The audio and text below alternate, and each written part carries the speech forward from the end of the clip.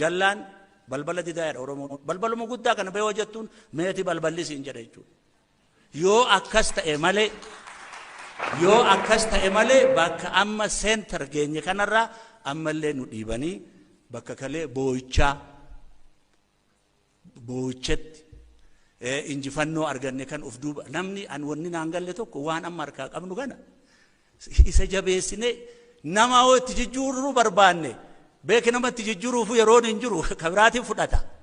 Dura bakki kunuun turaan turu erga shuur taanee booda waa'ee namaa kaasuu malle sila.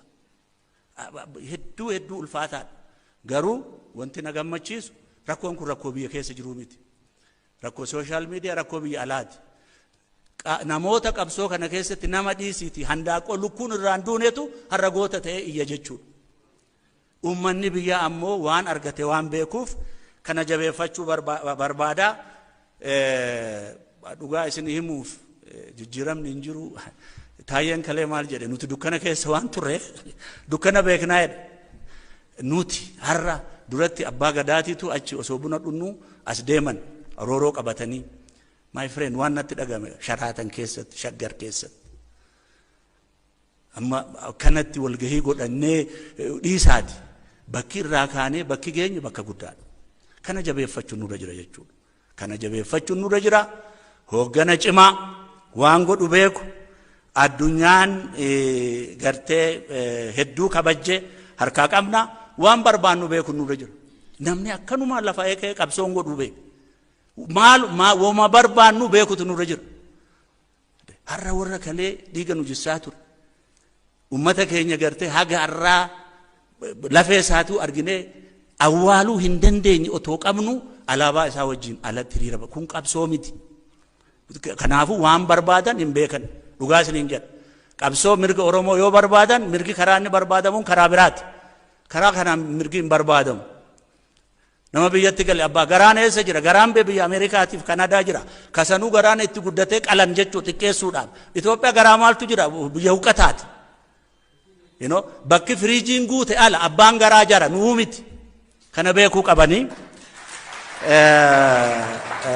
Kanaaf diskoorsii kana akkamitti waan kalee itti dhaamotaa turre itti qabbanaa turre fudhanne ka jedhu kana waan keessaa jaba amplify goone jechuudha.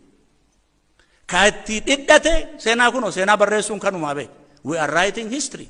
Kumama gaafiin qabu beek. We are not only writing history, we are making history. Biyya kana keessattu seenatu hojjetamaa jira. Garuu seenaan kun ka akka shimeen jedhe institutionii wajjin wal qabate.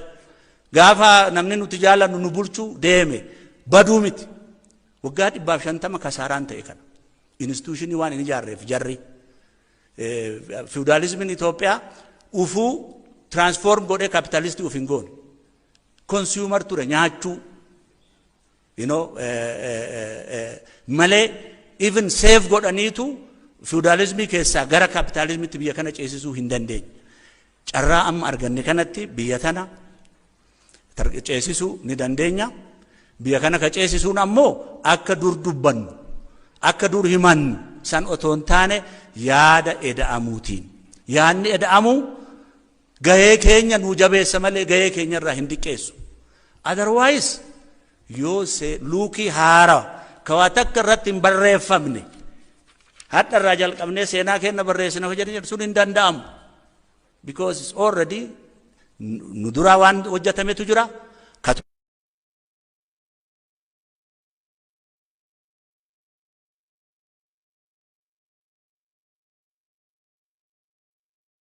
Tolleen ni fudhannaa kan tolleen sirreessina malee